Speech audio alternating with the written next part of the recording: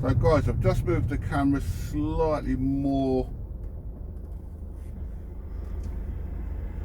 to the left, just so you can see less of what I'm doing, a bit more of the road.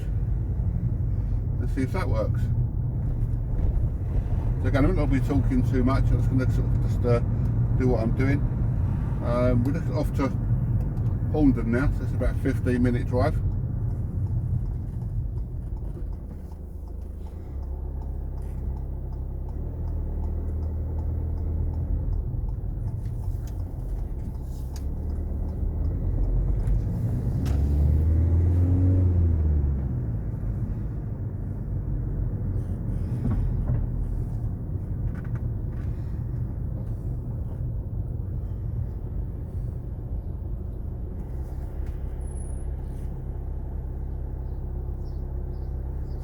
So see, just holding back here, this gives them a chance to finish off doing what they're doing.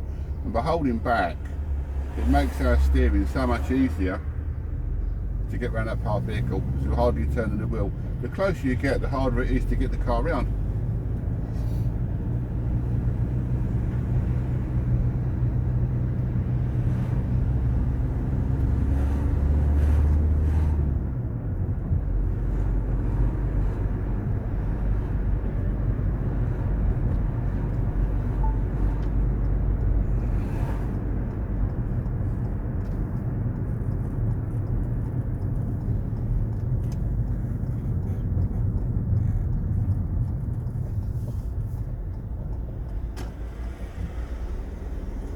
Thank you, that's alright.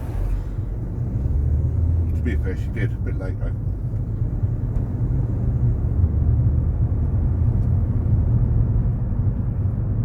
So I'm just going to hold my position slightly to the right now. So, like I said previously, because the parked vehicles is on our side, we give way to vehicles coming from ahead. So look at this red car now. And what I said before, we're looking for space. So bringing our speed down, we're going to hold back and then move into the next space, and we're going to look behind the bus to see if we can keep it rolling. By holding the car really low speed, we're going to keep it rolling rather than rushing up and having to stop.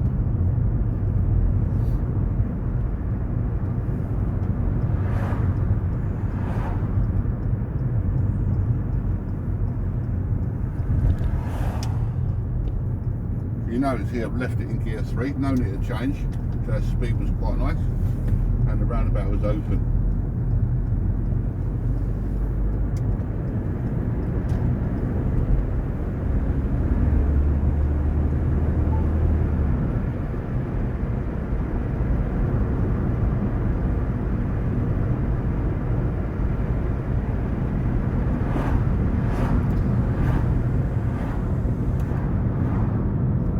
Try to imagine that well, I said previously that you're doing your hazard perception.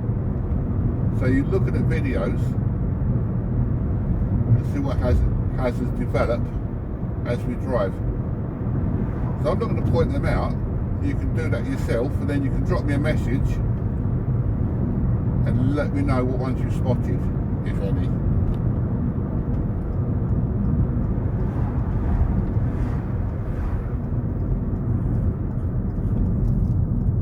Gentle brake, one gear, and we're good to go. Now the reason we've got gear 2 there is because the roundabout is a little bit tighter, our speed's going to be slightly slower.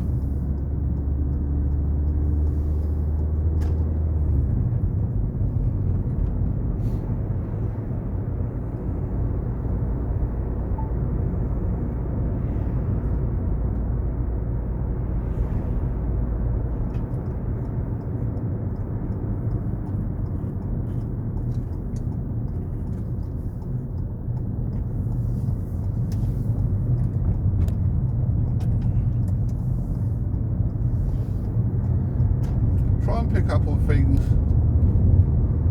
like my hand position on the wheel when I'm steering. I'm trying to minimise how much movement we've got. So rather than do little tiny shuffles, I'm trying to use one big turn. It makes the car a lot smoother. So with this mini roundabout here, we can see that it's clear, so we can leave our gear and drive it across really easily.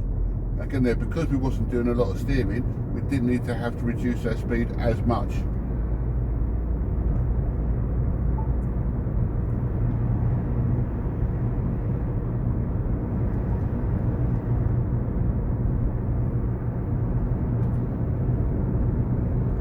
So I'm just increasing the power now, just to pull the car up the hill.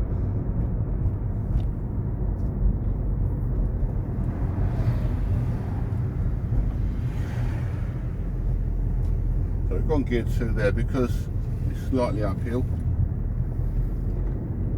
Gives the car a little bit of power. And we're just going to hold back on this bus a little bit just in case he pulls in.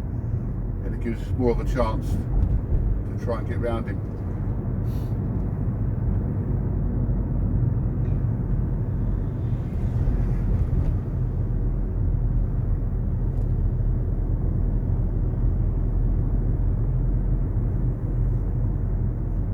I hope this bus turns left.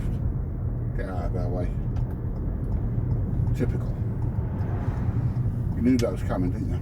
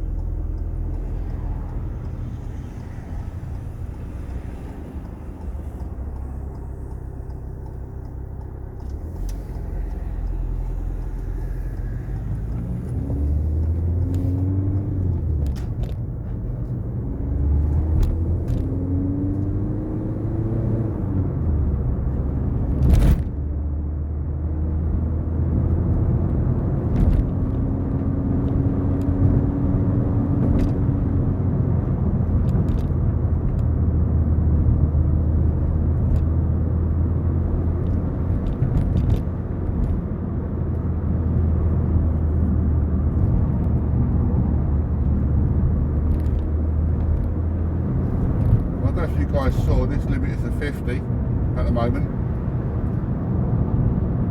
So like in this situation, we're braking and gearing before we get there. So all we've got to deal with is the steering.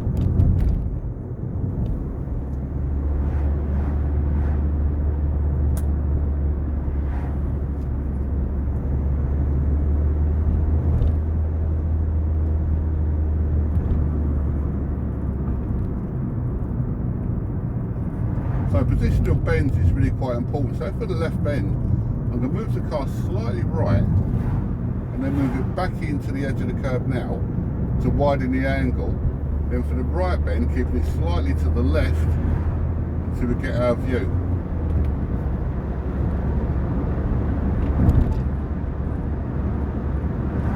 That's a light brake, that's to settle the car down a little bit. Come on guys, what's the sign on the left? We're also looking around for any movement on these driveways, the entrances. Just looking for little breaks in the hedgerows, which gives us a good clue. You notice now I'm keeping the car positioned to the right to straight line the bend a little bit. Then here, there's a light brake and a gear just before we get there. So you're ready to drive it around. We don't need to gear down too early when we slow the car down too much. So you've got double solid white lines. What's it telling us?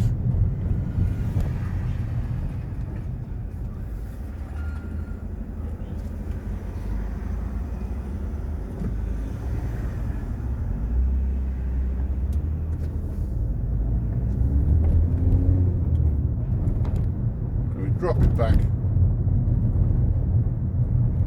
to get our view. You see they're coming around that bend with low speed. Nice easy stop.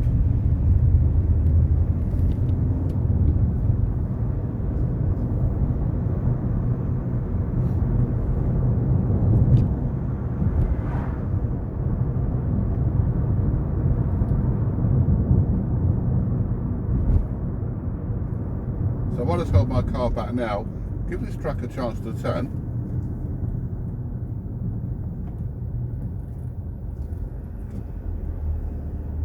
We've got a slow creep forwards.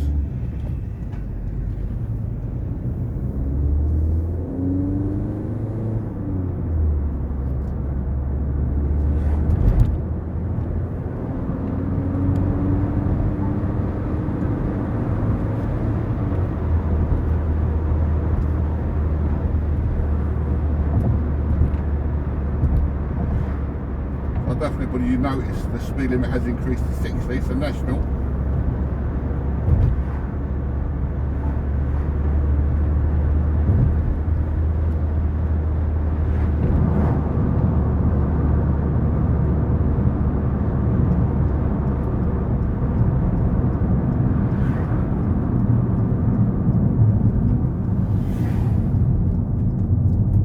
So gentle brake, one gear change,